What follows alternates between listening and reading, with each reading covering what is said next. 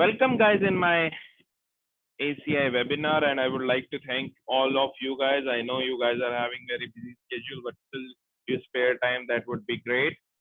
So this session is the agenda for this session. I will be discussing in the further slide what all things I'm going to cover up in this session, but this session is moreover heading towards the Cisco ACI solution. I'm trying to pick it up from the scratch. I know many of you guys are aware of ACI solution well. Many of you guys have not much idea on the solution. So I will be trying to pick it up from the scratch and just trying to pick that main building blocks of the ACI. I'm not saying that after this you are going to have you're going to be a Superman of ACI. No, it's moreover on the higher level side, so you will be getting good lot of idea on the integrities, on the technicalities of the solution, how the solution looks like, how it is different from the legacy solution, and the main components of it.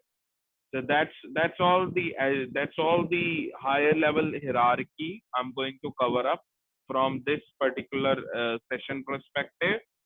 But this is a starting, guys. I will be having many sessions coming in future, similar kind of, in many different kind of technologies. So let's get started, guys. First of all, let me introduce myself. My name is Suraj Soni. Many of you are already know me, many of you may not knowing me well. So I'm CCIE in routing, switching, security service provider, data center, having around 8 to 10 years of experience in the industry, worked in many different profiles, many different kind of solutions. I started from a network engineer profile where I was working as a L2 engineer. Then all the way I worked as a solution architect, I worked as pre-sales, I worked in designing, implementation, operations. So many different profiles I worked on. So very much similar like many of you guys. I know some of you are working from a designing perspective. Some of you may be working from a operations perspective. I'm trying to cover this session as much as I can from the different profiles perspective, so that you guys will be having good idea at the end of the day. Okay. So now let's discuss the agenda of the session. So I'm going to talk about SDN in general. We all know that SDN is the future now, and many people, I won't say it's a completely people are unaware of it, but yes, there are many people I have seen which are not well versed with the SDN solution as a whole. So I'll try to cover it from the high level perspective, then what is the SDN umbrella looks like from the different verticals perspective. Introduction to Cisco ACI, how the Cisco ACI architecture looks like, what is IP-based fabric, apart from ACI also, okay, because IP-based fabric is an open term. Then we'll talk about how the fabric discovery happens in ACI, the EPIC architecture. EPIC is your controller in the ACI solution. Different ACI terminologies, I will be explaining them in detail, the different ACI deployment models, and an introduction overview on Cisco ACI multi-pod and multi-site.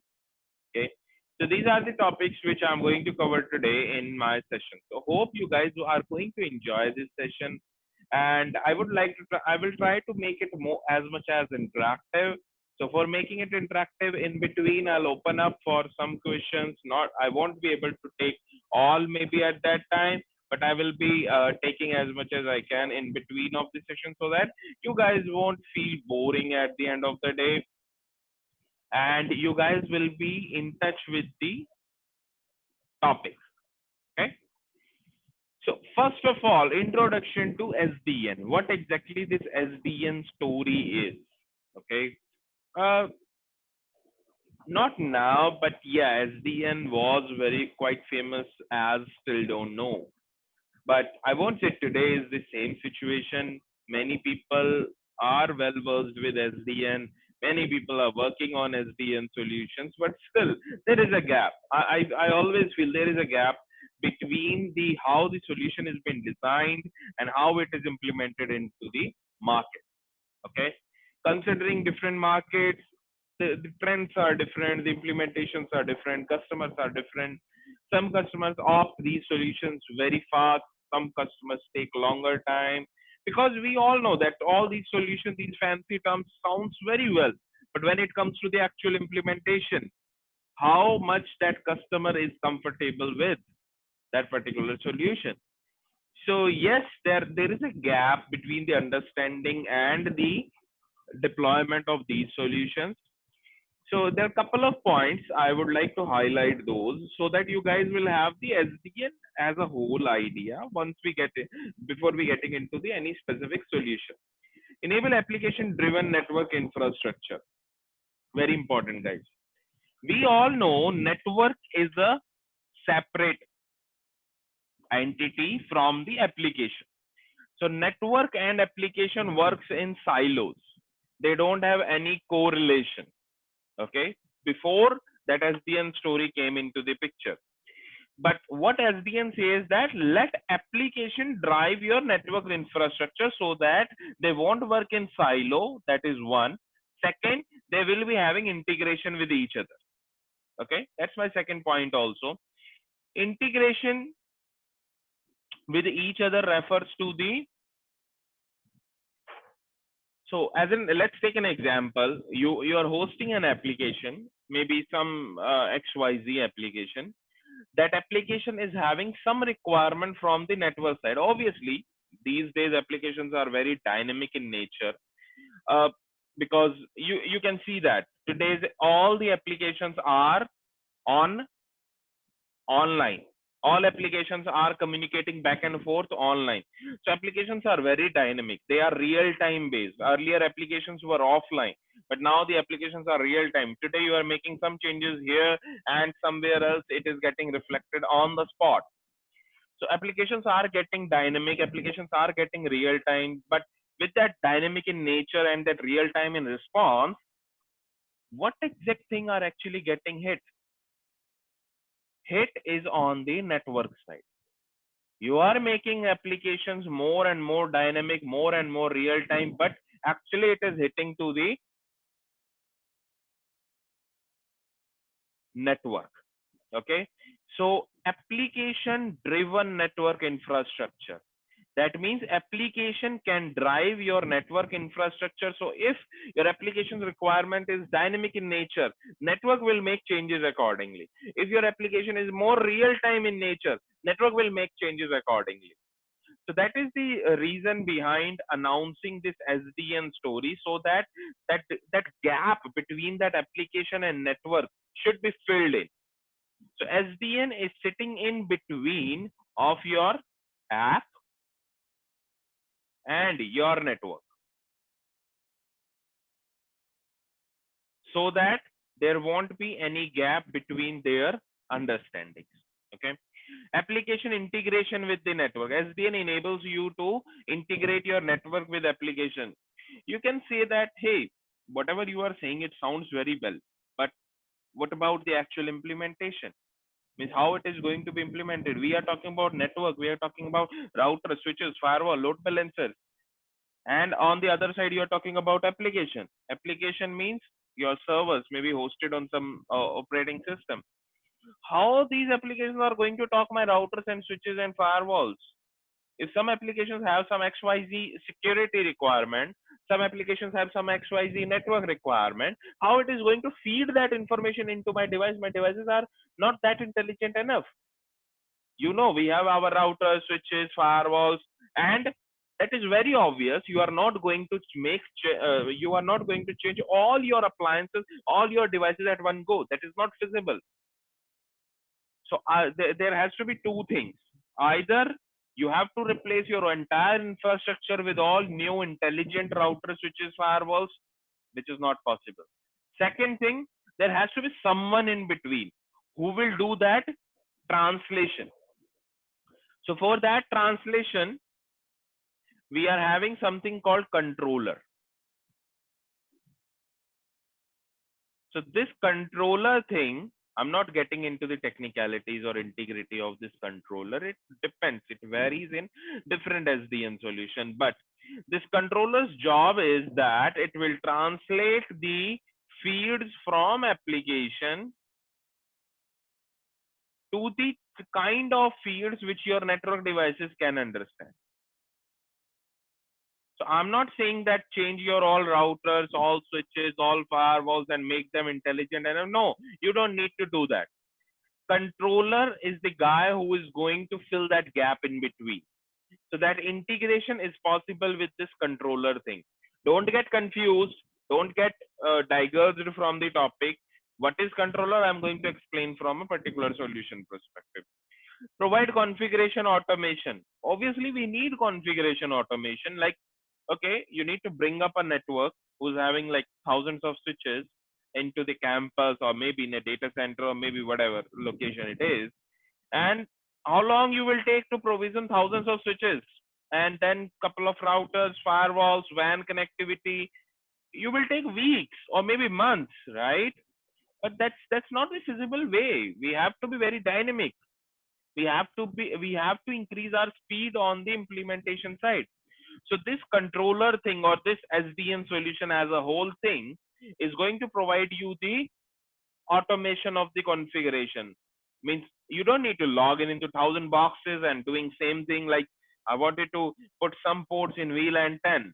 So I have thousands of switches, different ports on different switches has to be assigned in VLAN 10. How hectic this task is. How much time you guys are going to take? You are going to configure specific ports in VLAN 10 on thousands of switches. You are going to take a longer time. Okay, maybe weeks, maybe days, maybe months. Depends how fast you can type or how fast you can create templates, right? And that requires a lot of planning also. Means a simple misconfiguration can cause you a huge impact, right? So configuration automation has to be there for two reasons. First is that your workload on the configuration side has to be reduced. Second, the chances of getting human error. Human error are very common. We all know, and at a point of time, we all have faced human error, and which may or may not cause a huge impact, right? So at a particular point of time, we wanted to avoid that human error. So configuration, or because machine is configuring. Automation means you are doing it once, you are designing it once, and that will get automated throughout all your devices. So that means you are reducing the chances of the human errors. Zero touch provisioning, a big pain for day zero, day one, guys. I guess these terms make sense to you. Day zero, day one. So day zero is your planning and day one is your implementation.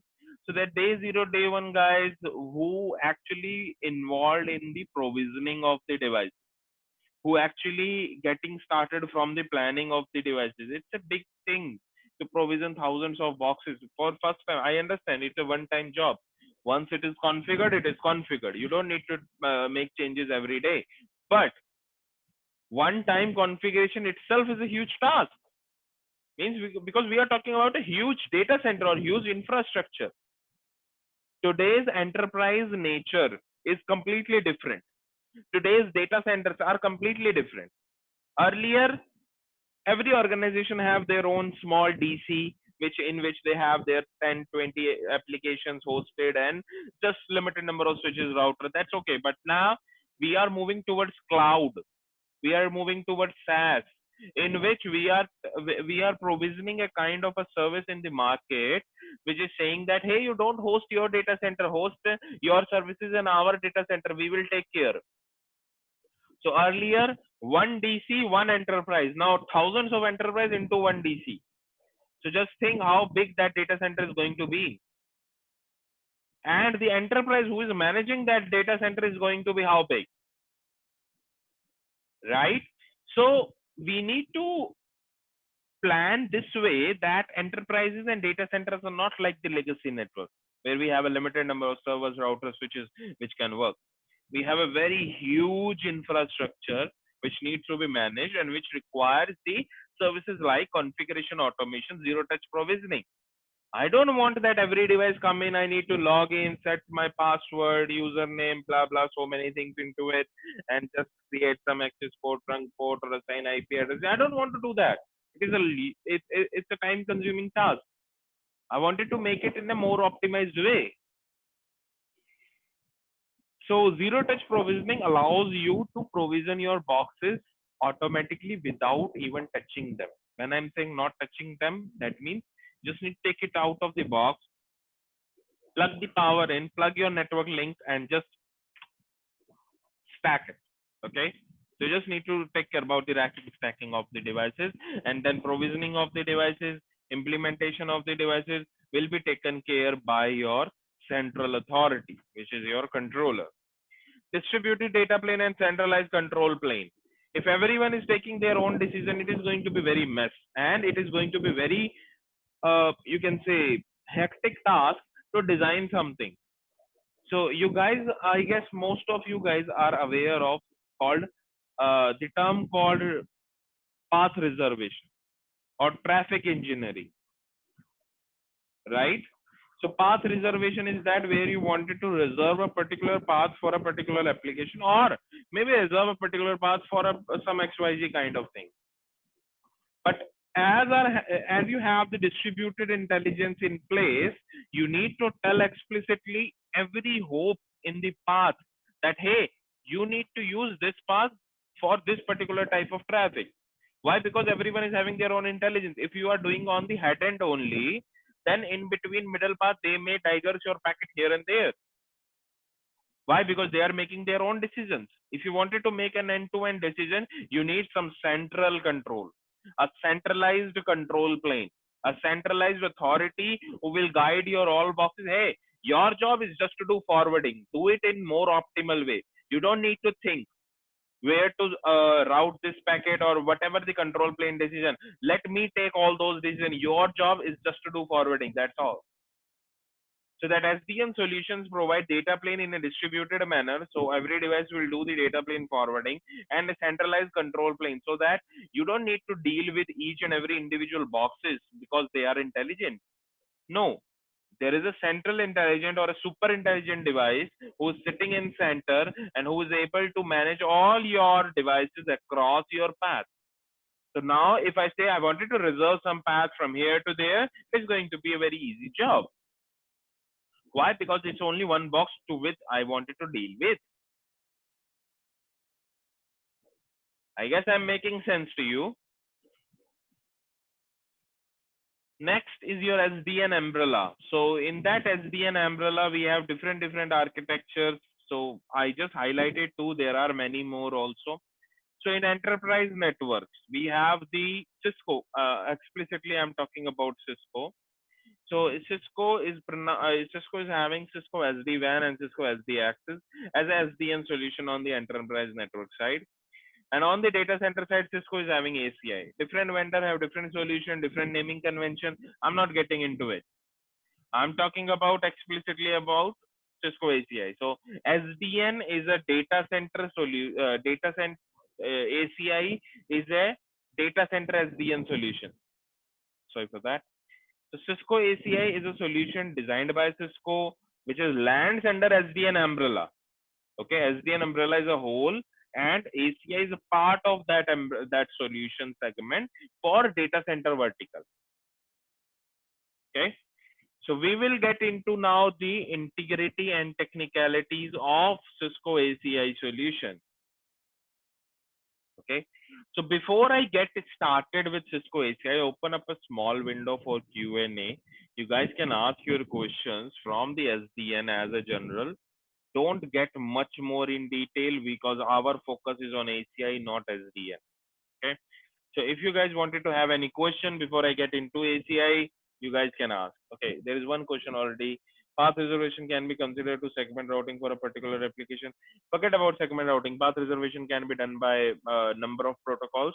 So when I say path reservation, it doesn't necessarily need to be in MPLS network. It can be anywhere. Okay, so just forget about segment routing or traffic engineering RSVP as a whole. So I'm saying path reservation, that means to say I wanted to deal with those particular boxes for a particular task to be done. But because of their distributed intelligence, I have to configure them one by one. But when it comes to the central control plane or central decision making authority. I don't need to deal with them individually. Any other question, guys, before I proceed? If you guys have any small question or something. In ACI, is the management plane also controlled by central controller like control plane? Leave that question aside for now. We'll come to ACI. You will get the understanding of that.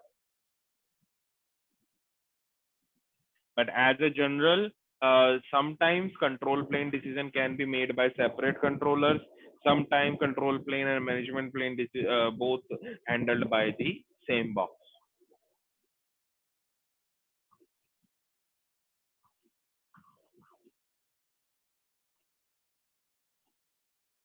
Okay, so I can say most of guys are good.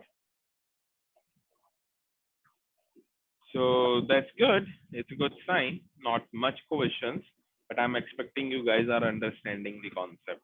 Okay. Whenever you feel that okay things are getting out or something, drop me a message as soon as I can see. I'll try to reduce myself down. But I'm trying to take it up this stuff from the scratch, or you can say I'm trying to compare it with the legacy network so that you guys will make these things will make sense to you. Okay. Okay, so I guess pretty good to proceed. No much questions. So now I'm going to start with the ACI. So ACI is a Cisco Data Center SDN solution. It works over a spine and leaf architecture. Okay. So spine and leaf architecture is not ACI, first of all. Spine and leaf architecture was announced before ACI. ACI opted that spine and leaf architecture inside it for building up their architecture. What is spine and leaf architecture? It is just reducing down that Cisco legacy 3-tier architecture. So remember, you guys, we were having core in the 3-tier, then down below we have distributed or aggregation layer, and then below down you have your access. That was a legacy switches, legacy architecture, where you have your end hosts connected here on the access side. Sometimes you have gateway on the distributed distribution or aggregation, or sometimes you have gateway on the core. Okay, so it depends. Different architectures have different flows, but that was a legacy 3-tier architecture. Now then they will come up with the another architecture called 2-tier architecture, spine and leaf. So you have spine, and then you have your leaf switch. So basically, you can say it's like you collapse the core and distribution together, and that become the spine. So spine will act as a core plus distribution, and leaf will act as an axis. Okay. There are many other you can say point in the spine and leaf architecture. I'm not getting into those because we are focusing it from the ACI perspective. Okay. So that is one, that it reduces down the number of layers you have. Second is your anywhere gateway.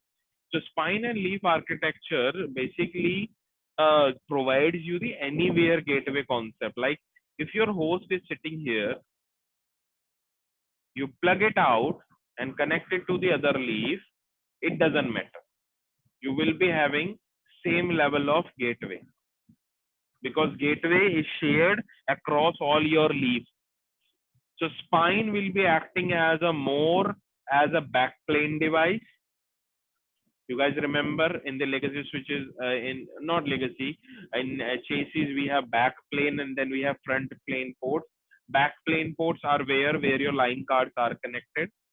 So leaf switches are nothing more than kind of a line cards, and spines are treated as a backplane.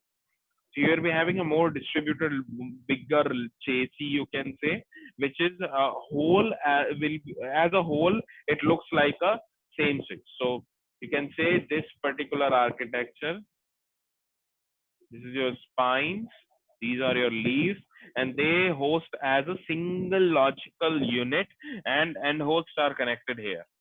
So wherever they are connected doesn't matter. They will get the same level of connectivity. Okay. So this spine and leaf architecture is actually taken from Fabric Path, VXLAN. It got started from Fabric Path in Cisco. Before outside Cisco, we have the same technology called Trill. So for, it was there in the Fabric Path and Trill. Then it got evolved in VXLAN, which is because Fabric Path was a Cisco proprietary and Trill was industry standard solution for that. And then it came to the VXLAN, and then they leverage that into that SDN solution. IP fabric solution. So ACI is designed in an IP fabric solution. So this entire stuff, you remember that core distribution access is complete layer 2, right? Somewhere you may have a little bit of layer 3 in touch, but most of the communication is on layer 2. So if your gateway is on core, that means traffic coming from a user going all the way from distribution to core and at layer 2. And if there is any loop, or if there is any kind of you can say uh, issue or maybe miscabling or whatever, if you need to find those things in a layer 2 environment, you guys know very well how big this thing is. Getting that the getting that loop find out in a layer 2 infrastructure, it itself is a big deal. Okay, so that's why that spine and leaf is completely designed in a layer 3. So all the communication between spine and leaf is completely layer 3 architecture. How layer 3 is going to play a role, I'll cover up in a further slide. But no layer 2 communication from leaves to spine. It's completely layer 3. It provides you zero touch provisioning, means if you have, as I was saying that, okay, it reduces down some issues, but what about my that thousands of switches? I still have that, and how I'm going to manage them? So those are things are going to be managed with the help of zero touch provisioning. You don't need to provision individual boxes. You just need to plug them up, and this guy, Epic. Okay, this is that controller thing. You remember when I was talking about on SDN slide, there's something called controller. So this the in ACI, this is your controller, Epic. So Epic will be take care about all your provisioning, configuration, management, control plane. Everything will be taken care by this particular box. Okay. Centralized gateway means your gateway resides in this particular logical IP fabric. Means it is not that, okay, this device gateway is configured on this switch or that switch. Doesn't matter. It is configured in ACI fabric. So this as a whole, this is called ACI fabric. So my gateway resides in ACI fabric. Doesn't matter on which particular individual switch or leaf or spine. No, that doesn't matter. It matters that it resides in ACI. So wherever you connect in your ACI, you will get same your gateway connectivity. Centralized management, obviously, because we are having this controller in place. So all your management, you don't need to manage it from local switches. You don't need to log in into the switches and manage them. Whatever kind of configuration, whether it is a provisioning of a switch, bringing up a switch into the fabric, configuring your end host, endpoints, connecting any layer 2, layer 3 connectivity, whatever it is, everything is going to be managed by this guy. So from a configuration standpoint, or from a, sorry,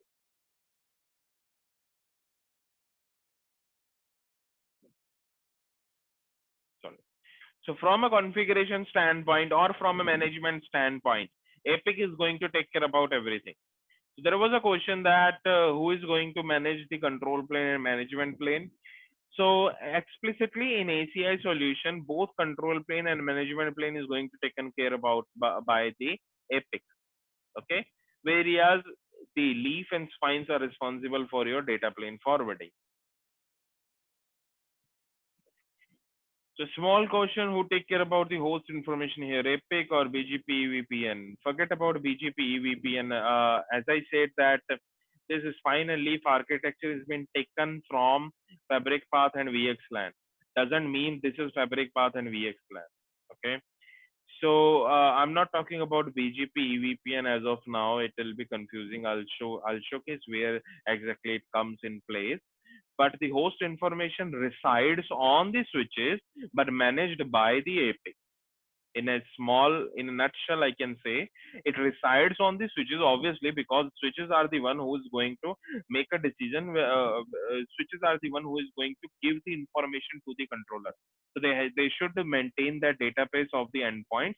But how to manage that database, which information needs to be taken care by which particular process, is something which Epic will take care. Where Epic will be connected, spine or leaf? Leaf. Nothing will be connected in spine in specifically ACI solution. So there are a couple of things which you need to keep in your mind. So I'm having a slide on the topology. I will highlight those points there where you will connect Epic, how the spine leaf will be connected, everything will be covered there. Okay, so ACI architecture is IP fabric based overlay solution. When I'm saying it's an overlay solution, that means there are two things. One is called underlay and one is called overlay. In underlay, we have control plane and we have data plane. Similarly, in overlay also, we have control plane and we have data plane. So in underlay, your control plane is your ISIS as a routing protocol. But when I'm saying ISIS as a routing protocol, which data plane use routing protocol as a control plane? Obviously IP, right? So you have IP as a data plane and ISIS as a control plane for the underlay. So underlay is this, your basic connectivity, your IP connectivity between the devices. Now on top of underlay, you will build overlay. So overlay control plane in ACI is maintained by COOP. I'll talk about it later. COOP is a protocol which maintains the control plane from an overlay perspective, and data plane is your VXLAN. So how this actually works, this underlay and overlay thing. Earlier, what happened is when a packet arrives on a switch or on a device, it will be entertained by that switch itself and sent out to the packets. But when we have overlay in place, what happen is this is your underlay and this is your overlay. So when a packet arrives, it has nothing to do with your underlay. Straightforward, it lands under the overlay, and overlay will encapsulate that. So uh, as a ACI solution, we have a data plane of VXLAN. So when your packet arrives, your packet immediately captured by VXLAN, or I must say encapsulated in a VXLAN header and transmitted on the other side. So the difference between a traditional forwarding and this underlay overlay architecture is, earlier that one IP connectivity itself is managing the packet. But here you have underlay, which is IP connectivity. On top of underlay, you will build overlay. And then on top of overlay, your packet resides. Packet will have no relationship with this underlay forwarding. Packet will only talk about this overlay. Okay. So they will build the overlay tunnels back and forth between each other. And when a packet arrives, these tunnel will be used for forwarding. Obviously, packet is forwarding through the physical cables, not over the air. So your packet will be traveling this way in a load shared manner because it is layer 3. It's a complete layer 3 architecture. So in a layer 3 architecture, we know well that layer 3 architecture uses ECMP, equal cost multipathing. So I will be able to load share my packet across multiple links, but on the logical side, there will be VXLAN tunnels, with the overlay tunnels, not precisely I won't say VXLAN as a term, overlay tunnel, and your packet will be entertained by those overlay tunnels. Uh, from an underlay perspective, it is not the one which you are going to manage. Okay. So underlay is auto managed, but not don't quote me for all the SDN solution. In some SDN solution, you have to manually configure underlay, but because we are focusing explicitly on ACI, your underlay is auto configured. This ISIS, this IP, this COOP, this VXLAN, I'm not going to configure anything out of them. All are completely automated. Okay, so you don't need to worry about the management of the underlay network. That is managed automatically, auto provision, auto configured, and or a similar way the overlay also configured. Sorry, and the packet will be entertained by that overlay solution. In IP fabric, in the ACI architecture, the data plane forwarding takes place based by VXLAN, as I said. Underlays your IP and ISIS, which provides the basic connectivity.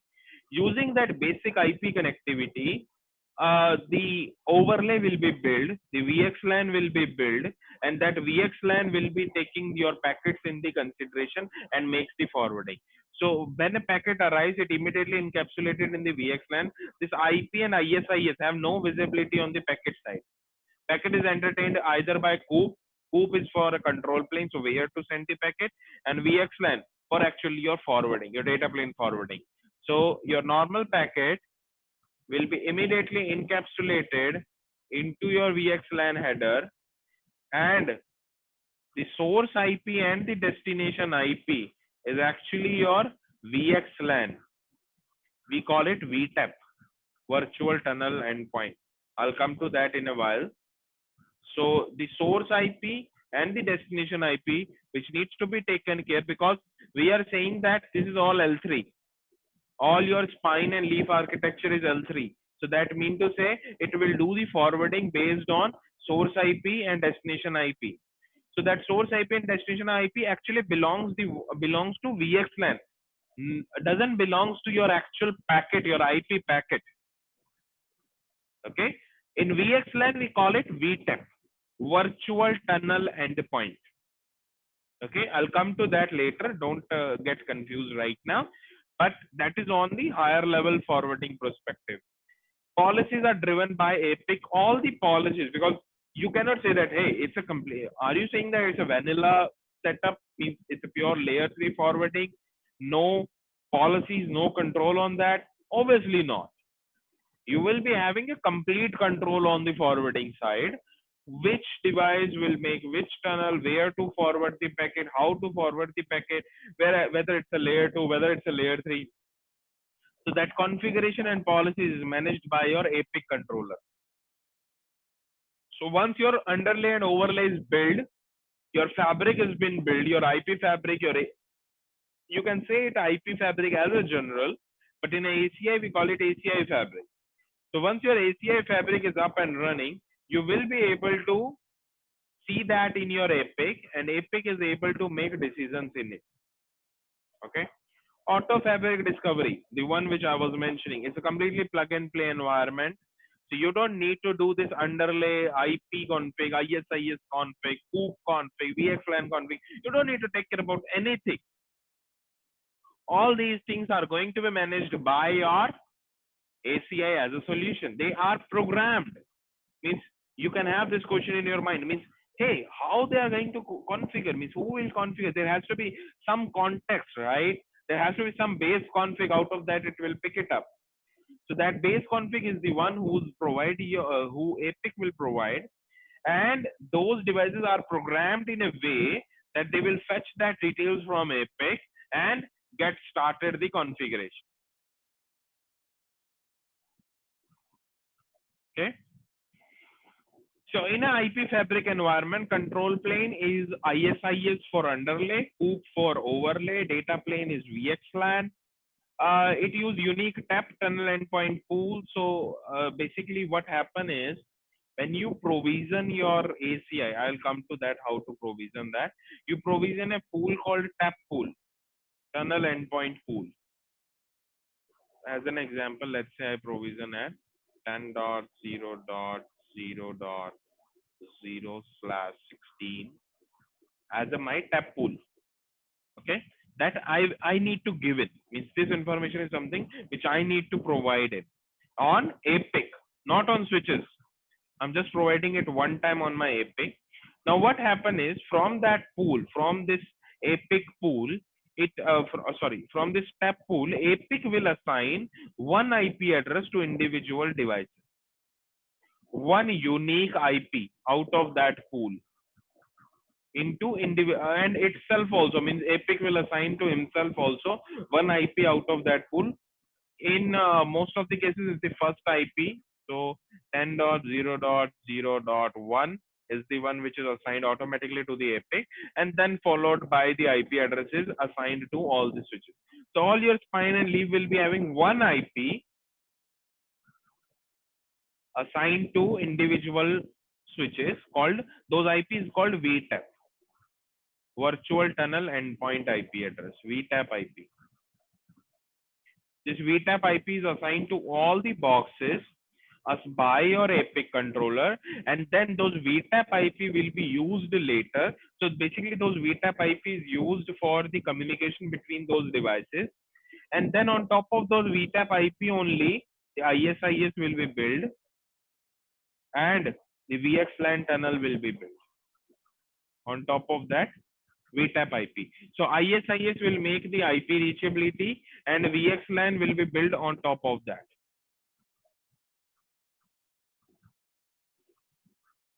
Okay. Auto configured, we just need to provide the tap pool, the subnet for tap pool. It will be auto configured on individual boxes. Plug and play, you just bring in new boxes, connect it to the connect to the ACI fabric, it automatically gets the IP. You don't need to worry about assigning the IP address. Okay. Epic controls the fabric discovery. This complete process, connecting the switch, getting the IP, running ISIS, running VXLAN, this complete process is taken care by the Epic. So Epic is responsible for this end-to-end fabric build-up process. Okay.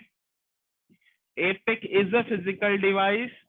Means if you ask me from an architecture perspective, it's operating system which is configured on a Cisco UCS. So this Epic is not, it's not an explicit box.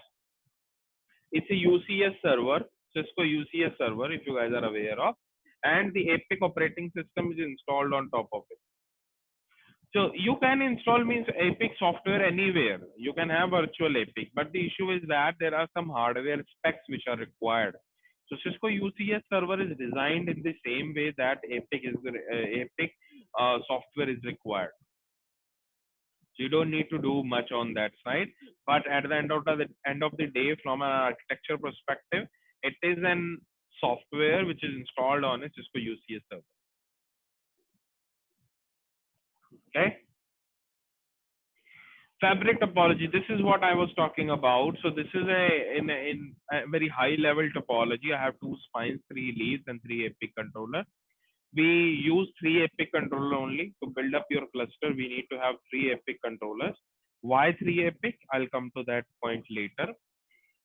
If you see this topology, there is no connectivity between leaf to leaf and no connectivity between spine to spine. So this is the architecture how ACI has been designed. I'm not saying that this architecture is for spine and leaf architecture as whole. Okay, there is no direct connectivity between spine to spine, and there is no direct connectivity between leaf to leaf. And leaf only will be connected to Epic will only be connected to leaf switches. On spine, you cannot connect anything. No endpoint, no server, no end host, nothing. Everything has to be connected to leaf. Spine's job is to interconnect leaves only. That's what I said. They are backplanes. Their job is to connect their line cards with each other. That's all. Nothing else. And they will be in a full meshed manner. So it will be using layer 3 connectivity. It will be leveraging ECMP for load sharing the traffic between leaf to spines. Okay.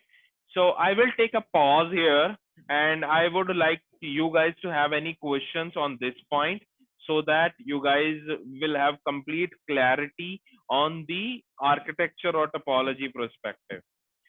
Couple of questions I would like to answer here. Is it built-in software along the UCS? Yes. When you buy Epic, it will be a built-in software which comes with the UCS server. What about redundancy on leaf? Example, leaf 2 working in a VPC, is it supported? Yes, VPC is completely supported. So redundancy between spine and leaf is will be provided by the, you can see the dual with the having multiple spines in place.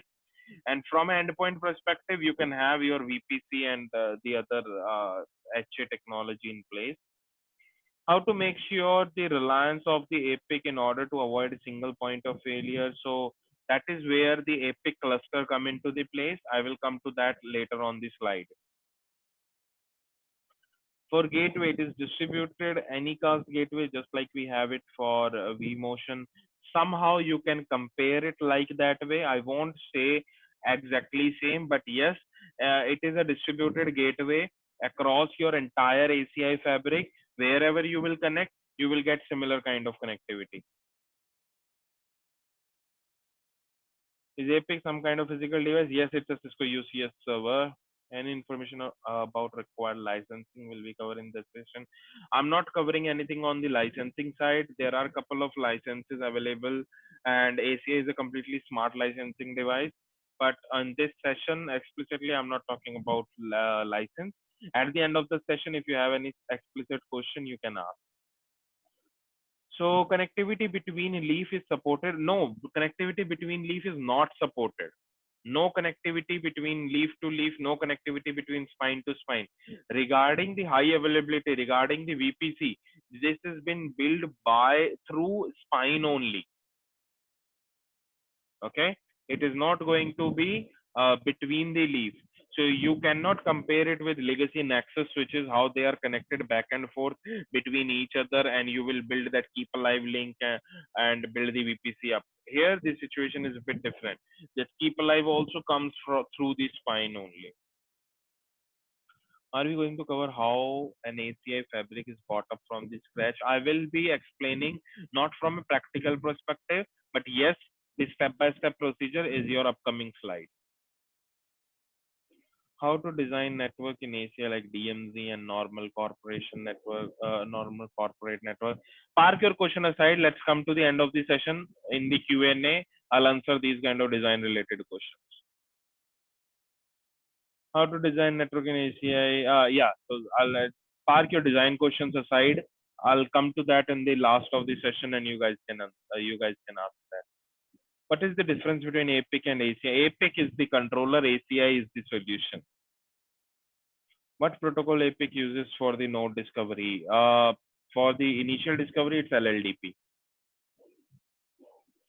When a packet comes on a leaf, how will leaf differentiate that is switched locally on the same leaf or routed to the fabric? Not sure, we'll ask this to last. Yeah, ask this question to last, because right now it is too early to answer this question. Once let's get familiarize ourselves with the terms, with the forwarding mechanism, then I'll try to answer this query, or maybe this get answered throughout during the session.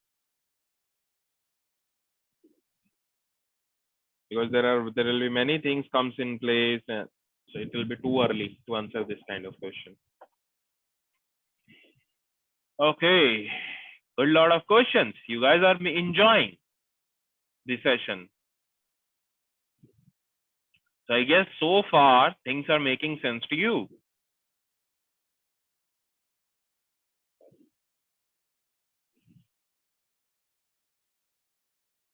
Great.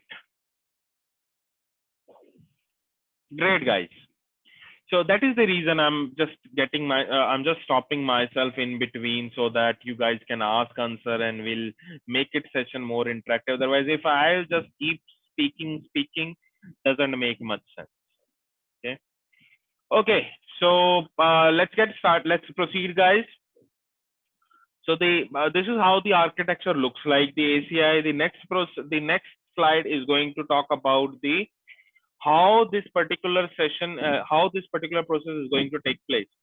So, okay, I have a epic. I connected to leaf. Leaf is connected to spine.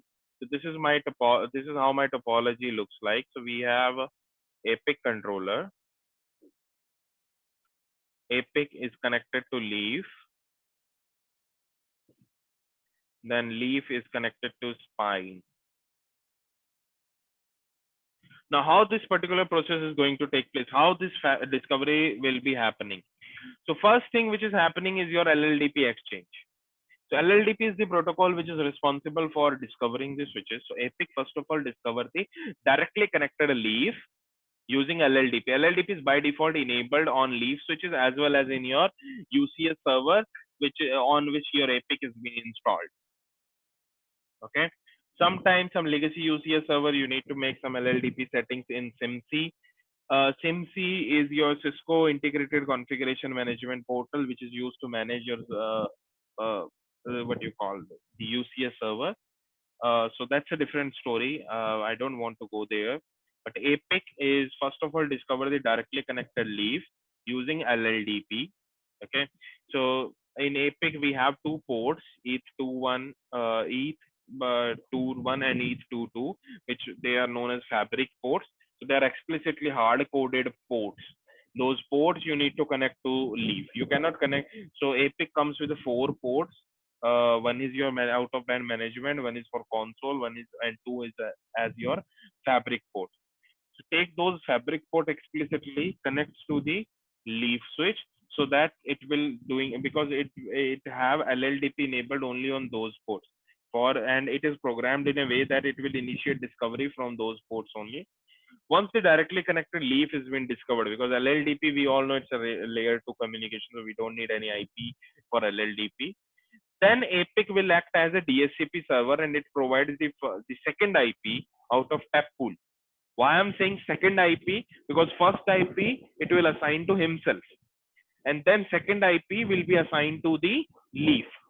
Now that similar once that leaf got the IP, leaf got registered in the Epic, then that LLDP process will start from the uplink port of the leaf. Now that uplink port will discover the another LLDP device. Epic will get the info of this spine as a LLDP device and then assign another IP address from that tap pool to this. In the meanwhile, as soon as spine got that IP, that leaf and spine builds up that IS-IS relationship and then builds up the respective VXLAN tunnel. So DSCP, once they get IP, they will assign they will enable the IS-IS adjacency. Then they will do certificate check also.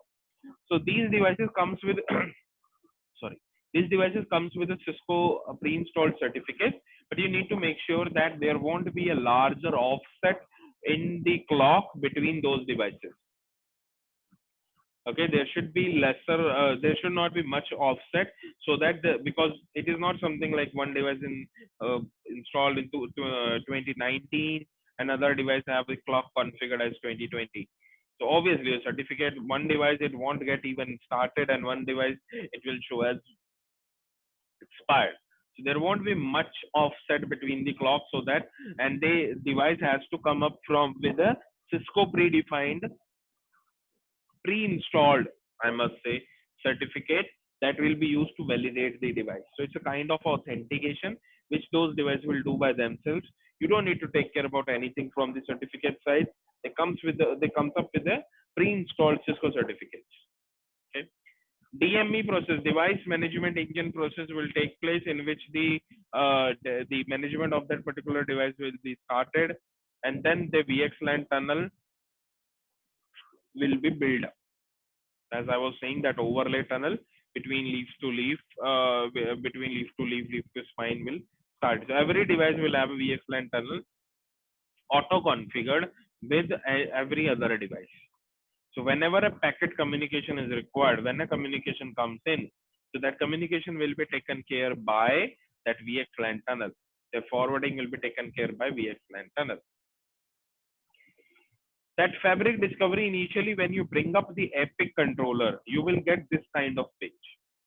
Okay, when you actually you connect the console to your UCS server, you will get this kind of page where you need to build up assign some settings like what is your fabric name, what is the fabric ID, how many number of controllers you are going to have, what is this particular controller where you are sitting in, the ID of that. Do you have any standby controller? I'll come to that later, the concept of standby controller. What is the controller ID? What is the name of this controller? And this is here you have your tab pool. So by default, it's 10.00/16. Here you have 11.00/16. You have here something called infra VLAN. Okay. This VLAN ID is for infra network. Infra network means the network between your spine and leaf. So you have to use a VLAN ID here, which cannot be used anywhere else. Infra VLAN is very important. Okay. And you cannot change this. If you configure and your epic is up, you cannot change it. You have to reset entire epic.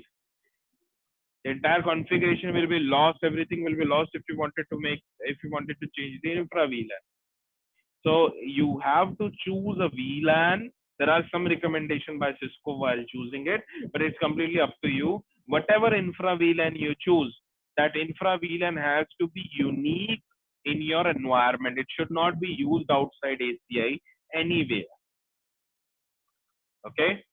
This is called a multicast group, which is used for your bridge domain. So I'll come to that later. Leave it. This is your out of band management, IP address, the gateway.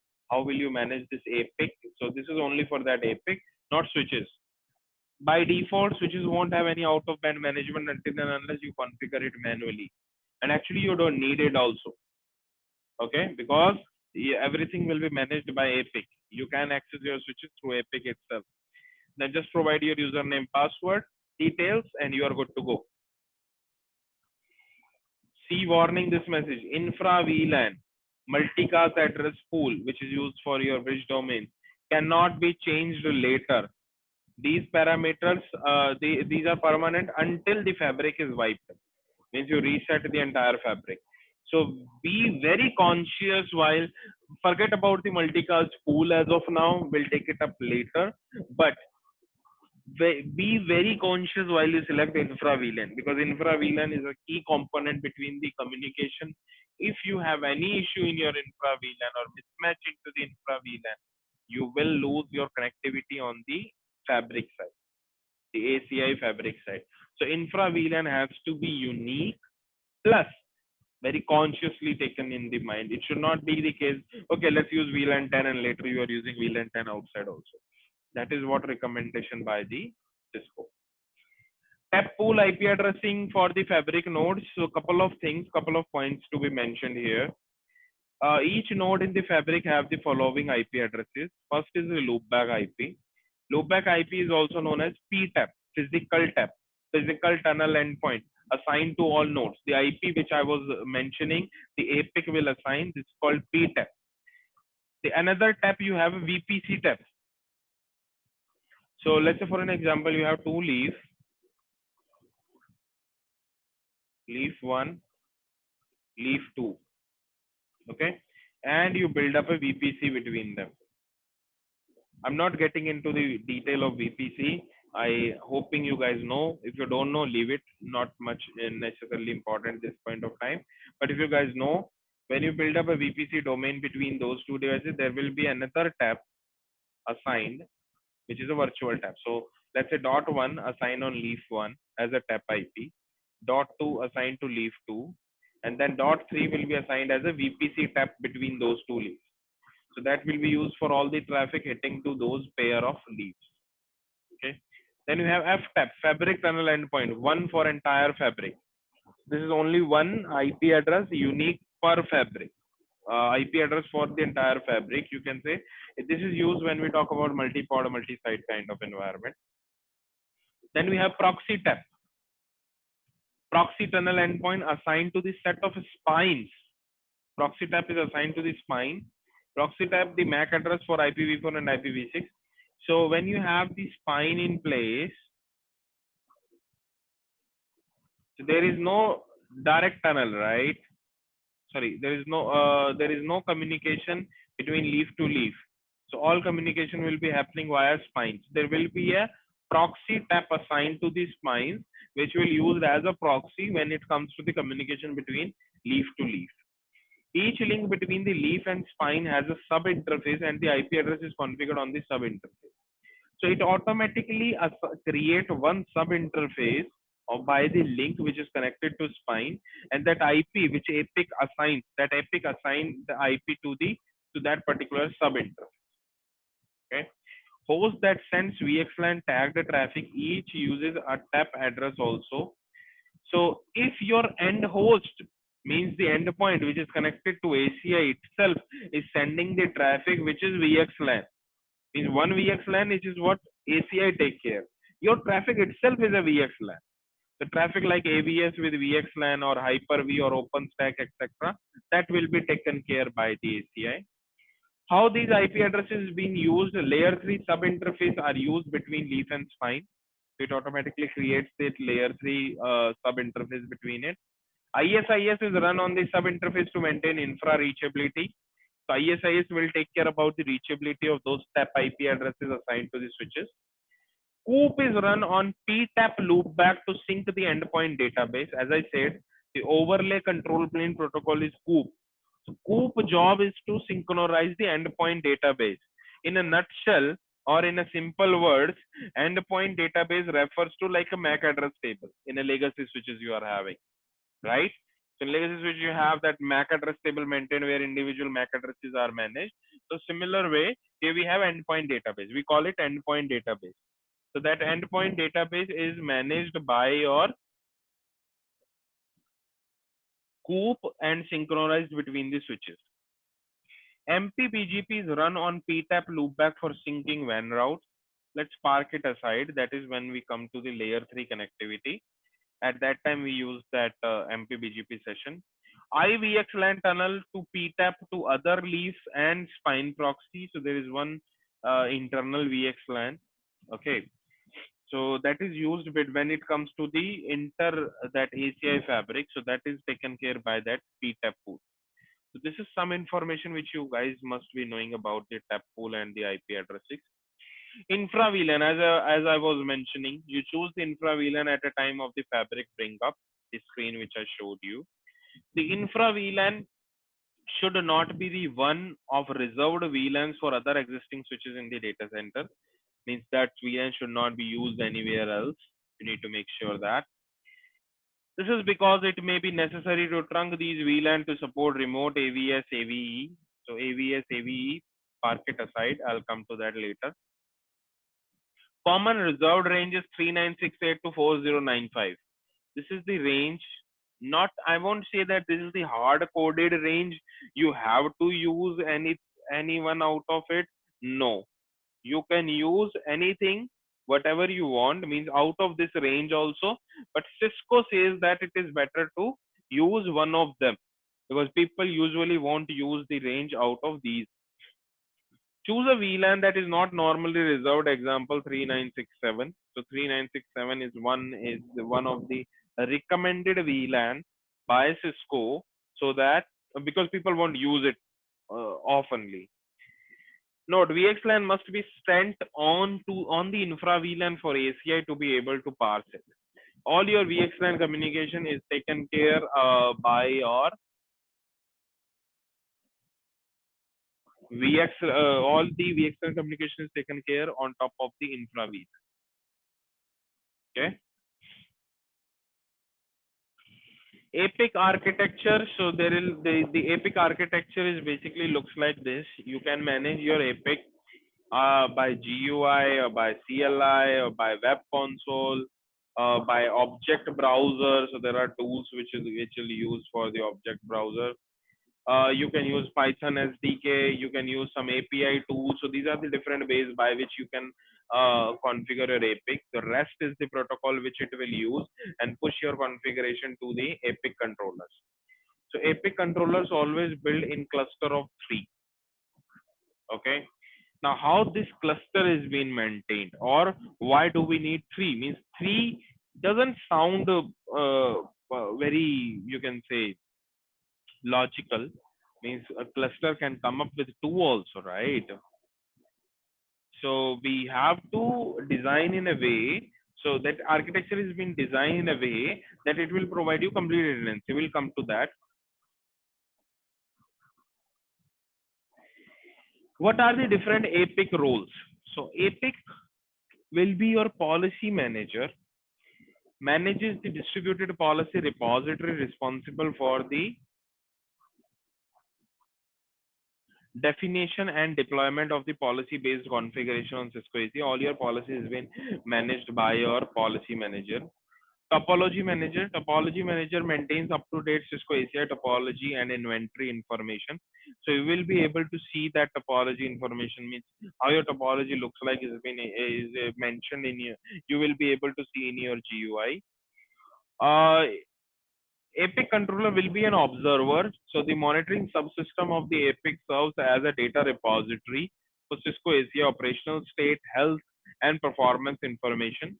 So you will be able to observe all the states of the fabric from a health perspective, from the performance perspective on that particular APIC itself.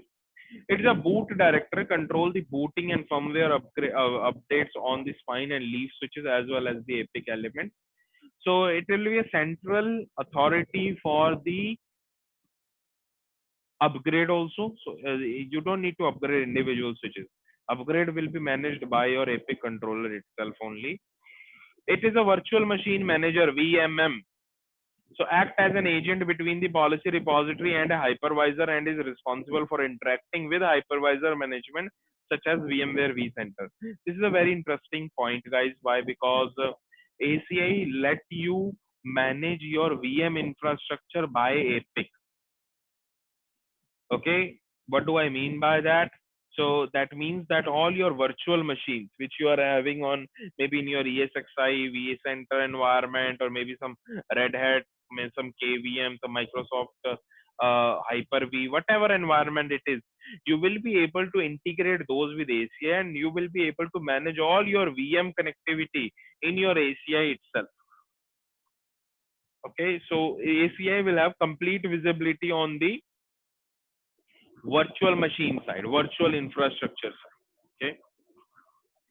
It is an event manager, manages a repository for all the events, faults initiated from the APIC and by the Fabric nodes. So it will be able to manage all your faults, all your event failure, configuration failure, everything is managed by your APIC controller so that you can get into the historical events and figure out if something has happened in between. APIC clustering, APIC appliances discover each other via ISIS LLDP. So as an example, let's say you have your APIC 1 connected to leaf 1, then leaf is connected to spine, then spine is connected to leaf 2,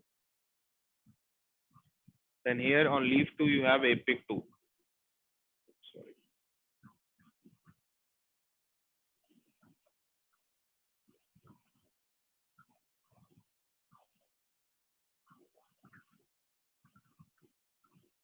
Sorry guys, my bad. Okay, so here you have your APIC 2. Now what happened is, let's say your APIC 1 is your primary APIC. It discovers this leaf, assign IP, discovers spine, assign IP. Then from spine, it discovers this leaf, assign IP. Then from this leaf, it will discover APIC 2. So APIC 1 will discover APIC 2 via this ACI fabric network. And then they will form the cluster. They exchange 3 unicast heartbeats per second. So they exchange 3 heartbeat messages per second for being synchronization. Heartbeats are exchanged in band. In band means it is exchanged via your spine and leaf. So there is a out of band connectivity, but that is not necessary for the cluster to bring up. For managing cluster, it will use in band connectivity. Each APIC and all nodes in the fabric maintains an application vector known as AV with the information about which APIC is active. Normally all 3 are. So active are all 3. One is actually master. One epic which you initialize as a epic ID 1 act as a master. All other epics are act as a slaves, or I won't say slaves, they managed by the master, but from the forwarding, or I won't say forwarding, they are not doing any kind of forwarding, but from the management perspective or from a role playing perspective, all three are epic, all three are active. Okay, so this is how it works. So you have three epics assigned. So these epics are having something called shards. Okay, shards is nothing, I guess you guys must be aware of sharding concept that is there on the other uh, uh, you can say other components also. Shard is kind of a data store or database. Okay, so or it is a kind of a configuration chunk. So every epic will have three shards, and one shard is active on every epic. So per epic, one shard is active. That means that a part of the configuration is active on individual epics. Okay, that's called sharding. This is the concept of sharding. So that's how all three epics are active. I won't say one is active, one is standby. All three are active. At least three epics should be active. Then on other than these three, you can have a standby epic also, which you don't want to be part of the cluster from the day one itself. I wanted to park it aside as a standby. So once one epic goes down, he will take over. So he will be he got discovered by the epic but configured as a standby epic. So standby epic's job only come in between once any of these three epic is down. But these three epics are going to form a cluster. Every epic will be having active shard. So part of the configuration is available and active on individual epic controller. What if three epics are not available? You don't have three epics, you have two only, or one is failed. What happens? When you start a fabric with a single epic, because obviously you will start at one only, you won't configure all three at one time. So you got started only with one. The shards are not in minority because of the cluster has not been fully fit. Cluster being fully fit, that means you will have three epics in the cluster. Then only it will come in fully fit state. This is a special case designed to support zero touch provisioning, because all our switches are configured as a zero touch provisioning, and all other epics are all other epics has been discovered by the zero touch provisioning only. There is only one replica of each shard active. The epic will create a new replica as soon as new epic is being added. So one epic will have that shard. Now second epic has been discovered, another shard will be replicated there, means configuration has been replicated, and a part of the configuration is active on that. Similarly, when third one arrives, same thing will happen. This explains why when installing the ACI fabric in the first time, you can operate fabric even with a single epic. Why? Because at that time, all three shards are active on that particular epic itself. Okay, so in the day one, in the initial state. Why do we need a minimum of three epic? Means very obvious question, and I guess most of you guys may have in your mind, like why three? Means HA can be built up with two also. Why do we need three? So since leader, that's my bad. It's not master. We call it leader in the epic controller cluster. Since the leader election is distributed, we need a majority of replicas to agree to leader. So minimum number of replicas epic to continue operation with single failure is 3. So it has to be 3. Okay, we need odd number. Correct. For the election process, we need odd number. One epic, obviously no fault tolerance, data loss is a single failure. Two epic, write unavailability with single failure can recover if epic is replaced. So if one epic goes down, there is no leader, no election. If three epic and one epic lost, other two can still elect new leader. If there is one leader, still be there. and they can do write and read operations. But if second also lost, then there is no leader and you will land into a read only. So if one epic is down, you will be still able to manage your cluster or your ACI fabric with two controllers.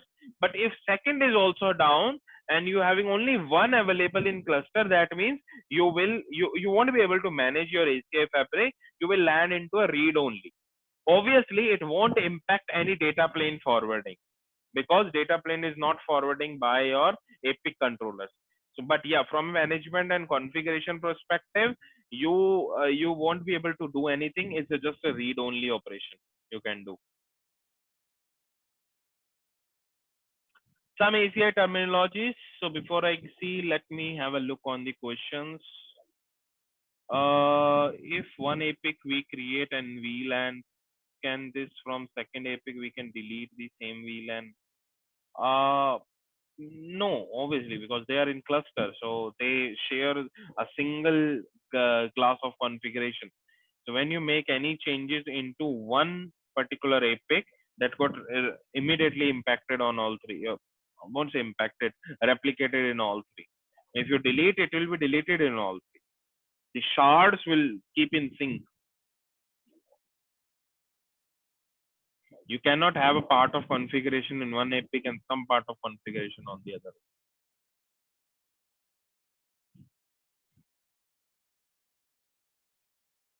Any other question, guys, before I proceed further with some terms and technicalities of the ACI solution?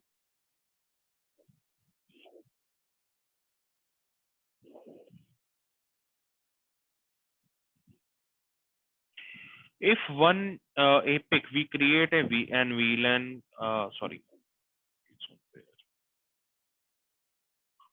but that epic holds that VLAN as primary. It is not that VLAN, you mean to say SVI. SVI will be, it's not hold, basically it is managed by the, as I said, a part of the shard is available active on a switch on a particular epic. So particular part of configuration is active on a primary, or I must say on a particular epic. On other epic it is not primary, but that does not mean it is not there. It is there.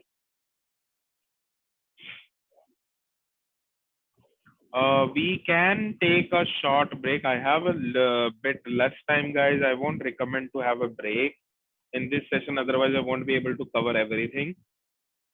So I would like to continue. If you guys have some work or something, I can understand. That's completely okay.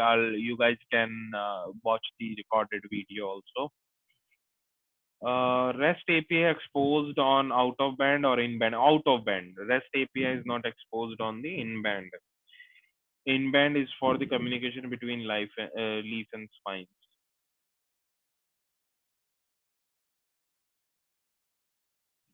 Okay, so I guess pretty good.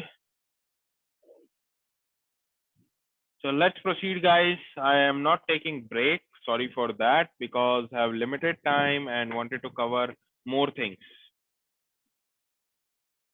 So my plan is to cover it until 11:45, and next 15 minutes will be Q&A.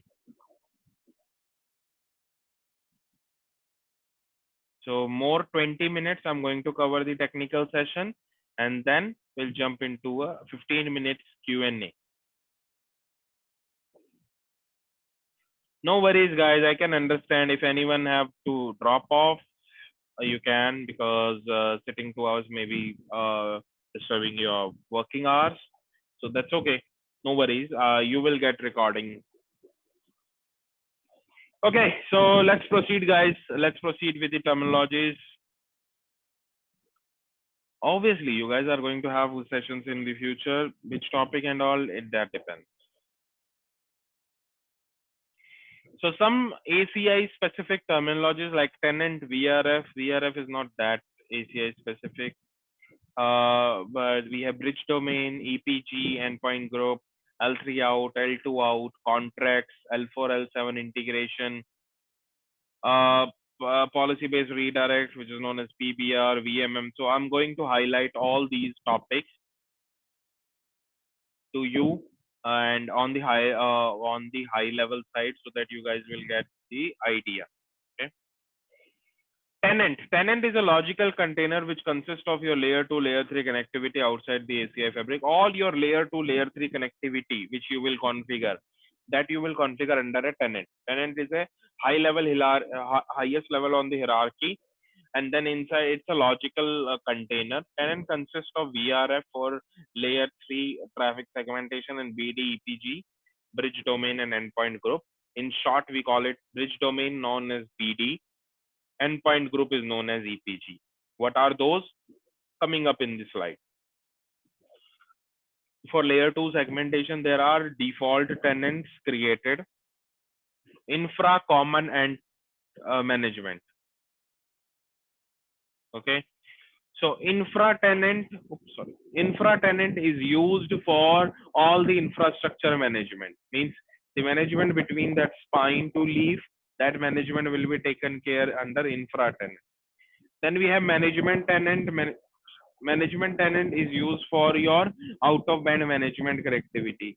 So if you wanted to enable out of band management access to your switches, or you wanted to manage that out of band management for the epic, that will be done under management API. Then there is something called common tenant. Common tenant is very useful thing, guys, and which is a unique, which makes the ACI unique from the legacy infrastructure. You can put your common services into it, which can be shared by other tenants. So as an example, you have tenant 1. Mostly people have one tenant.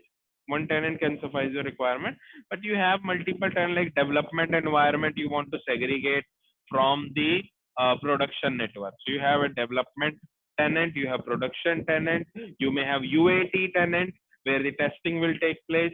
So these are the different tenants you can have. So you can create different tenants, but one tenant is also good enough. So you have tenant 1, tenant 2, tenant 3. For different purposes, these tenants were there, but there are some common services. Okay, common services as in, let's say for an example, DSCP. You have DSCP server which has to be shared across all 3 tenants. So you can put that server into common tenant. So all the services which needs to be shared between multiple tenants, you can put into common tenant and other tenant can access it. Okay. So these are the 3 tenants which are created. Other than that, you can create your own custom tenant.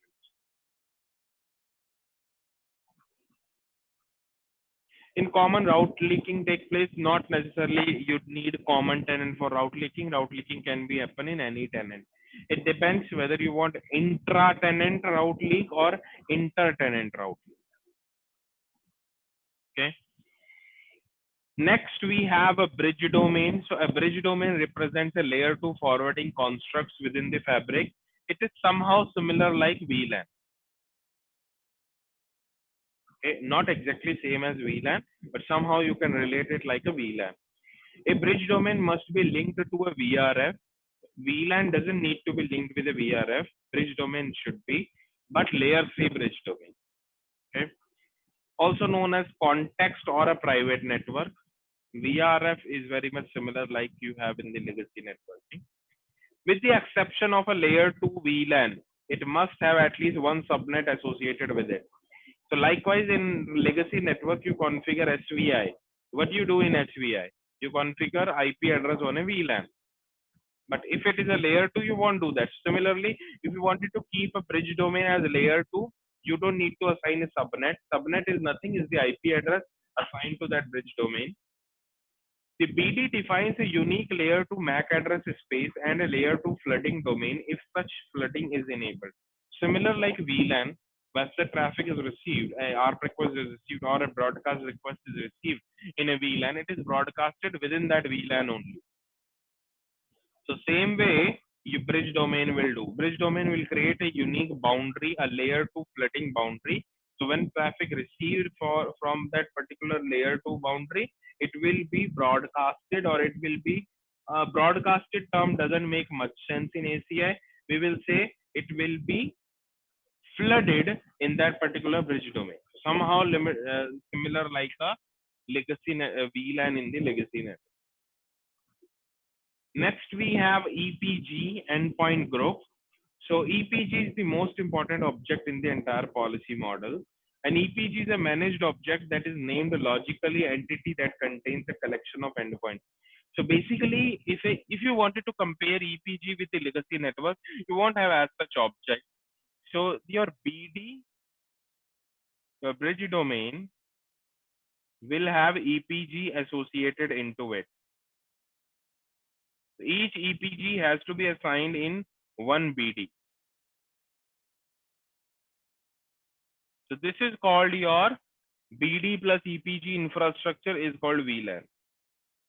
So we have a network centric approach in ACI, which I will covering up in the later slide. So that is basically migrating one VLAN to the combination of BD and EPG. Okay. And endpoints are devices that are connected to the network directly or indirectly. So all your endpoints will be contained in EPG and EPG is contained in BD. Okay. EPG contain endpoints that have common policy requirements such as security, virtual machine, mobility, QoS, L4 to L7 services. So all the endpoints, like for an example, all web server can be put into one EPG. All your you can say app server or all your database server can be assigned into individual EPG. So all the endpoints which have the common characteristics can be assigned into same EPG. Okay. An EPG can be statically configured by an administrator in the Epic or dynamically configured by automated system. So that automated system is actually known as microsegmentation, which is altogether a different story. But you can manually create your EPG and assign endpoints into it. Okay.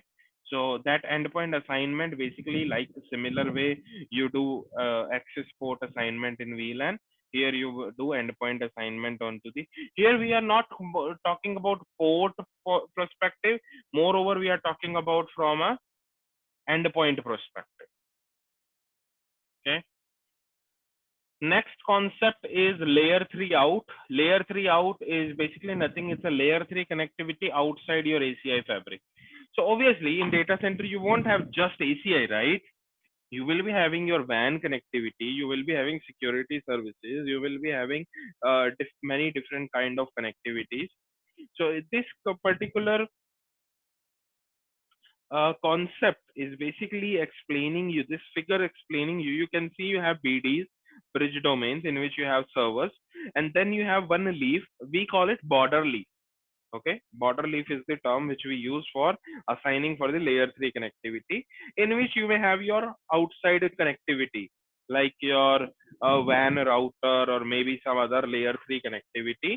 So that layer 3 connectivity which you will establish with the outside device such as WAN or maybe internet, or maybe you're doing some transit routing, that is done with the help of this L3 out. You will create L3 out. L3 out is nothing, is a layer 3 interface configured on a ACI fabric leaf switch towards the outside device. Okay. And that will be managed by your layer 3 connector. You can run routing protocol on top of L3 out. L3 out essentially connects a network device that has other subnet behind it. So like this router is having many subnets because it have internet. You wanted to import those subnet into ACI fabric. So you need to build L3 out between them. Okay. These servers will be statically assigned into BD EPG because they don't have any subnet. But if you wanted to learn any subnet into ACI fabric, you need to build L3 out with that particular device. Okay. The ACI layer 3 out was initially designed only as a border between the sub network formed by ACI and the rest of the network, such as internet, WAN, etc., not as a transit network. ACI initially was not built up to make a transit network, but later it can be configured as a transit network also, which can transit the traffic. So for an example, we have another router sitting here. So it can transit the routing from all the way to the through the ACI fabric to the outside to the another L3 out. But that's called that's a different story. That's altogether the different concept of making transit routing or making ACI as a transit for the routing. But on a higher level side, layer 3 out is the layer 3 interface configuration towards the external device from where we wanted to learn the subnet or we wanted to learn the prefix. Layer 2 out, so that's a different, it's a layer 2 connectivity to the outside. So there are various methods to extend layer 2 domain beyond ACI fabric. One is extending the EPG out of the ACI fabric, which is limited to that EPG only. Okay, means when you assign a particular interface or particular endpoint into EPG, that is also layer 2. You can assign with a particular VLAN ID. Another way is extending the bridge domain out of the ACI fabric. Means you altogether the entire bridge domain you wanted to assign to the outside fabric. So that's where the layer 2 out or the L2 out comes in place. It is possible to extend the bridge domain by creating a layer 2 outside connection, or in other words, or in other some documents you may have seen the term called external bridge network. So external bridge network or layer 2 outside is the same. By doing so, it extends the bridge domain to the outside network. So you, in the first form, in first way, you are extending it for a particular EPG. But on the second way, you are extending the altogether the bridge domain to the outside device using a layer 2. Rarely used, I won't say oftenly used, it's a rarely used concept, but yes, used for the layer 2 extension. So when you have a migration scenario, like you have an existing DC, you have a new DC. Existing DC is Nexus 7K or maybe whatever devices. New DC is ACI. And you wanted to do migration. Obviously, you won't be able to do migration over a night, right? Or over a single maintenance window, migration is not possible. So you need a couple of them. So in meanwhile, you may need to build a temporary connectivity between your existing Nexus 7K and new ACI setup. So now that temporary connectivity might be layer 2 or might be layer 3. Okay. If it is layer 3, you will build layer 3 out. If it is layer 2, you will build L2 out. Okay. Usually people opt for layer 3. Contract is like a ACL.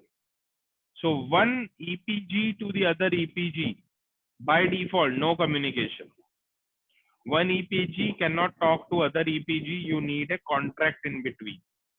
Contract is a kind of a ACL security rule between EPG to EPG, what they can talk. So contract is a mandatory requirement which has to be there for making communication between any two EPG.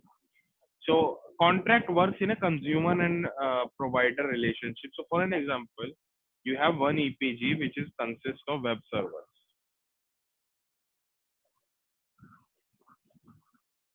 Then you have one EPG which is consist of clients, web clients.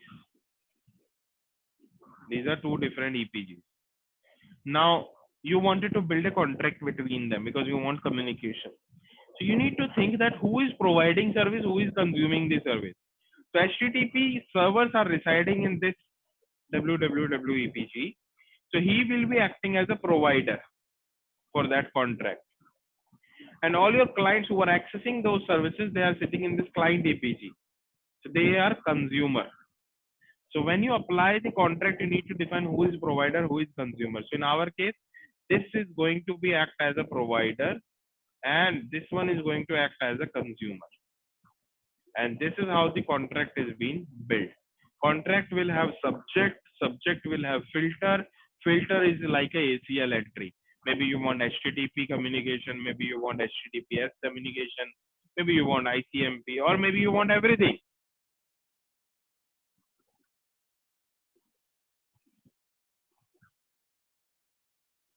Am I making sense? So in ACI, contract is like a mandatory field which is used for the as a ACL for making communication between two different EPGs. L4, L7 integration, another feature provided by ACI. So all your service devices, okay, service devices as in you have your load balancers, you have firewalls, all those are known as service devices. So those service devices can be integrated as a L4, L7 device, and that L4, L7 device can be used for service chaining. Service chaining as in, let's say you have HTTP application, you have clients also connected here, and your F5 boxes are connected on these links. You want client traffic, go to F5, get a load shared, then coming back to ACI and hitting to your server. Example, it can be firewall who is doing inspection, or it can be any service device who is doing some service job. Okay, service insertion, service chaining, whatever you would like to, you can call it. So that's how. So you need to integrate those devices to the ACI fabric. That integration can be done in a managed mode or unmanaged. Managed mode is where you will be able to do management of these boxes also via ACI till a certain extent. Okay, mark my words, till a certain extent doesn't mean that you can do complete management. You can do till a certain extent, means some of management can be done by for those your service devices by ACI, but not all.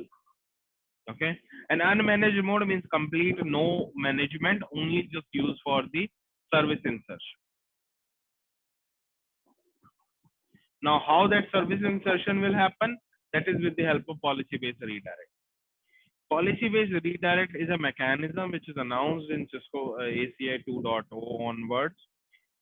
So what happened is that, let's say for an example, this figure says that EPGA, when they go out, they will first inspected by firewall 1 and then only they can go out via L3 out. Similar way, EPGB will come and get inspected by firewall 2 and then they can go out via L3 out. Okay, so this is called policy based redirect. It means specific set of traffic, specific user traffic you wanted to inspect by specific type of service devices. Okay, so that's called policy based redirect. So basically you will do that service insertion with the help of policy based redirect, call it PBR. When we say PBR, don't think about policy based routing, which we used to do on our legacy routers. Here when we say PBR, we are actually referring to the policy based redirect, where traffic from a specific EPGs can be redirected to any specific L4 L7 device to go out. Make sense? VMM, virtual machine. So virtual machine manager, VMM is the mechanism which Cisco ACI provides to manage your virtual infrastructure. That virtual infrastructure can be anything, like it may be your vCenter ESXi, it may be your hypervisor, Hyper-V, it may be a Red Hat based KVM or whatever. So VMM is the mechanism by which your ACI fabric is having visibility till your VM level. Okay, so ACI, you will be able to manage your virtual machines by your ACI fabric by the use of VMM, virtual machine manager. It provides the hypervisor programmable and automated access to the high performance scalable. So when I say automated access, that means, like for an example, you can isolate your VMs based on the type of characteristics. Okay, so as an example, all your web servers are hosted on Linux. So you can say that all the servers, all the VMs which are having operating system of Linux, put them into one EPG. All the VM which are having operating system of Microsoft Windows, put them into separate EPG. Okay, so you can do this way. not full management of VM. Management of the VM means you will be able to manage your VMs from a network perspective. Doesn't mean that you can configure that operating system. No, you can configure the separation, segregation, segmentation of those VMs based on the characteristics. As an example, like operating system, maybe services, uh, or maybe assigning them into port groups. If you guys are aware of ESXi, in ESXi we assign VMs to the port groups. So you can assign that into the port groups by ACI. You don't need to do it on the particular hypervisor side. Cisco ACI deployment models. So we have two models: application-centric approach and network-centric approach. Application-centric approach says that your ACI means initially ACI is designed for application-centric approach only. That means full integration of all your application into ACI. ACI will create something called application network profile, in which based on the flow, like web server to app server to database server, what is required, what is configured, that something, that flow chart is designed by your ACI. Okay. And in this case, in the application centric approach, you will have multiple EPGs assigned into multiple bridge domains. Multiple EPGs assigned into same bridge domain. So one bridge domain for your one application. Now all your web servers related to that application will be sitting into one EPG inside the same bridge domain. Like in example, this figure you can see, we have one ANP application network profile in when you have EPG web, EPG app, EPG DB. All these three EPGs are into same BD, same bridge domain, means they have same flooding environment. They have same flooding boundary, and they will be using contracts based on the type of flows. But actually, whether it's a same subnet or it is different subnet doesn't matter. Why? Because segregation is not based on the subnet. Segregation is based on the type of application and type of service they are hosting. That's why it's called application centric approach. So they can be in the same subnet, they cannot be in the same subnet. Doesn't matter from a ACI perspective. It's completely application based forwarding. It's a completely application based segregation. So there is no dependency on network, subnet, subnetting, whatever subnet, they are in same, they are in different, doesn't matter. Still, if they are all app server, they can sit in one EPG. Maybe one is having 10.1.1 IP, other one is having 10.1.2.1, 20.1.1, doesn't matter. But actually the issue with application centric approach is that customers are not ready. Customers are not having the complete visibility into the application side. That is more important. Because when I say that, okay, all application into one EPG, or they will communicate, they will create the flow based on flow information, they will create communication. Who knows about flow information? Right? Does every customer knows about their application information? Does every customer is aware of the flow information between the application? No. So that is the reason this particular application centric approach doesn't get implemented properly. Okay. So that's why, because of the lack of the understanding on the application side, Cisco came up with the different concept called network centric approach. Even two different subnets can talk in the unlike the VLAN. Yeah, correct. Two different subnets can talk to each other within the same BD, and not like a VLAN concept. Network centric approach. Network centric approach is a kind of a workaround find out initially. Later it got more mature. So in network centric approach, what happen is you have one VLAN in the legacy network. In the in newer in the ACI, one VLAN equal to one BD plus one EPG. You can see like subnet 10.10.10.x is VLAN 10 will be translated into one BD plus one EPG. VLAN 20 20.20.20.20 subnet will be translated into one bridge domain, one EPG. So that's called the network centric approach, where we are still relying on the network side. We are still relying on networking, the subnetting and the VLANs for the segregation, for the segmentation. Obviously, in a more application formed way, but yes, that's the way, workaround to implement ACI, because I mean, Cisco can't wait that, okay, let everyone come in, let everyone know about their application infrastructure, then we will implement ACI. No. Today you implement your ACI in a network-centric approach. Later you can convert it to the app-centric approach also. Okay? Yes, I'm making sense.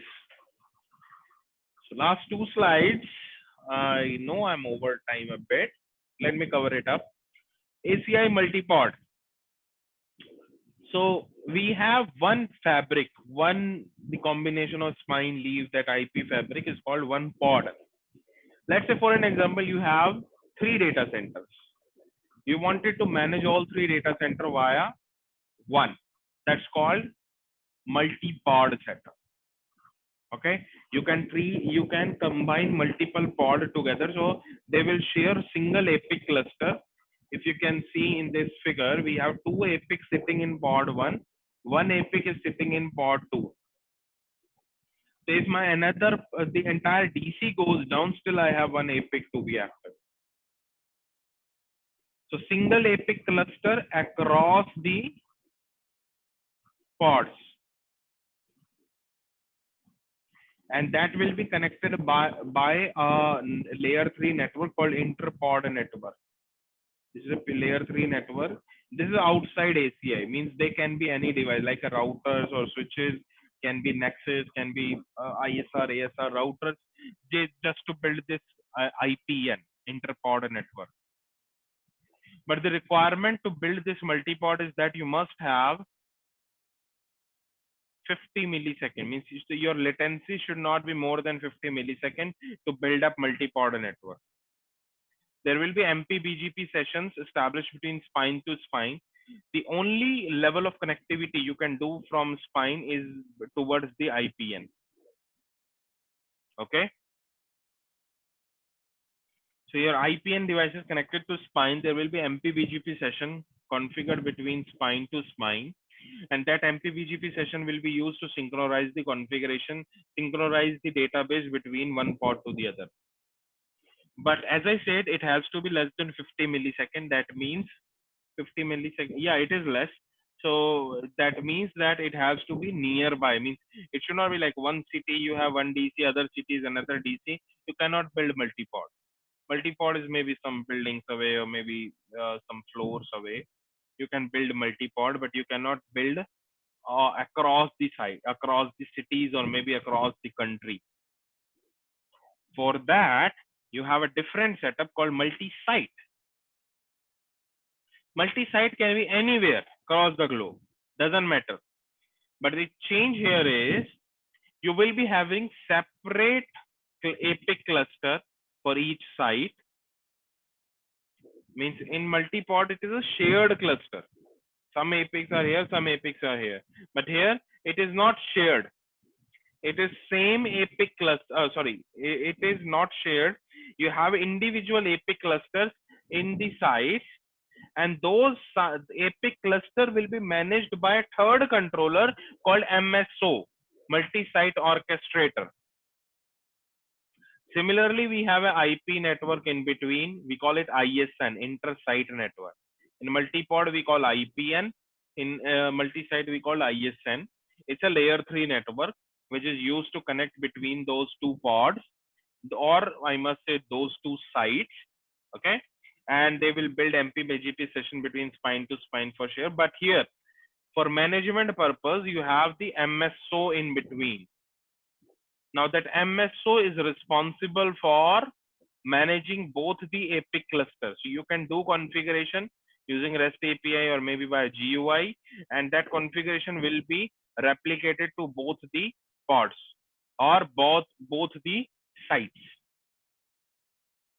That's that is multi-site. You can have mixed kind of environment. Like for an example, you have two buildings just back to back to each other. So you can have like pod one in building one. Just opposite to that building, you have pod two, which is building two. So you can build IPN, or you can build multi-pod here. This is multi-pod. Now your third DC is in another city, which is pod three. That is another city. Then you can build multi-site with it. One side is your multi-pod, third side you can add as a multi-site, and you will be having MSO in between, which will manage one side as a multi-pod setup, other side this particular cluster. So you can have mixed kind of environment also. Here, no latency barrier, no specific requirement to build this up.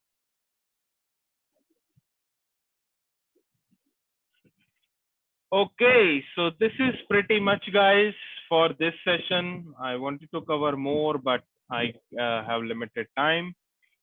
So any queries, anything you have in your mind, I'm very much okay to answer your queries. You can email me. You all guys have my email address. Still, I'll show it in the screen. You guys can email me your queries, your some design related question, or maybe some implementation related question. Depends on time. My response may be delayed, but I will try to respond as much as I can. So I hope you guys like this session. And now I'll be opening up. I have limited time, but still I'll be opening up a couple of minutes for Q&A. If you guys wanted to have specific Q&A for ACI, you guys can ask me.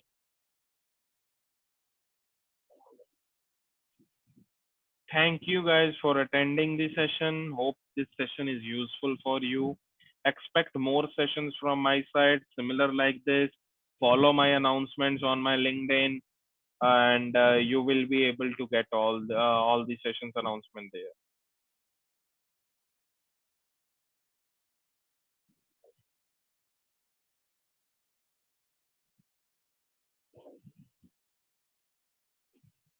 Recording, yes, you will get the recording detail also on my LinkedIn page, on my LinkedIn account. So just wait for the announcement. As soon as recording is ready, you'll get it there. It's open for everyone, not specific to specific audience. All who haven't attended, all who have missed that, you guys can saw the recording. Okay, so now I'm going to stop recording now, as you guys won't have much Q&A.